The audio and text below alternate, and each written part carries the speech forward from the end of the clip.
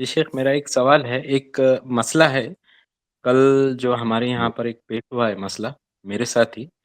हम तरावी के बाजमात के वास्ते यहाँ एक मुखल्लिद भाइयों के मस्जिद में वहाँ पर गए थे और جی एज़ यूजुअल हम 8 रकात सुन्नत के मुताबिक तरावी नमाज़ पढ़ के निकले।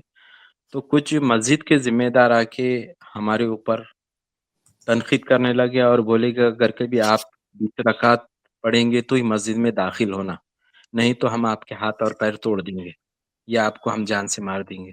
तो ऐसी सूरत में तराबी क्या करना चाहिए शेख?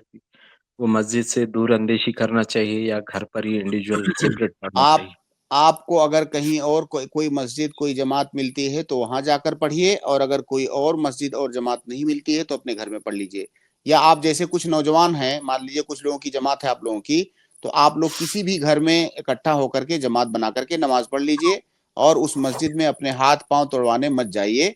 और ये समझ लीजिए जी, आपके इस सवाल के अंदर इस बात का जवाब है कि कितने वो टॉलरेंट हैं जो मुकल्लिद हमें दर्स देते हैं हर वक्त कि हमें एक दूसरे को बर्दाश्त करना चाहिए, इत्तेहाद होना चाहिए, इत्तेफाक होना चाहिए, फ़िक़ही जो इख्तिलाफ़ात हैं उनकी वजह से नफ़रत नहीं पालनी चाहिए। आप उनके इस दावे की सच्चाई का अंदाज़ा इससे लगा सकते हैं।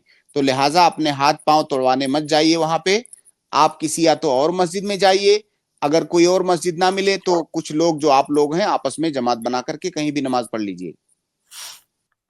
शेख جی शेख इसके लिए जो जहाँ पर सेपरेट जब जमात बनाना है, तो इसके लिए कुरान पूरी एक हाफ़िज़ अपॉइंट करना ज़रूरी है या मोबाइल के ज़रिए से पढ़ के जमात में वो कुरान पढ़ी जा नहीं, सकती नमाज पढ़ाने के लिए हाफिज होना जरूरी नहीं है, कोई भी नमाज पढ़ा सकता है आप में से।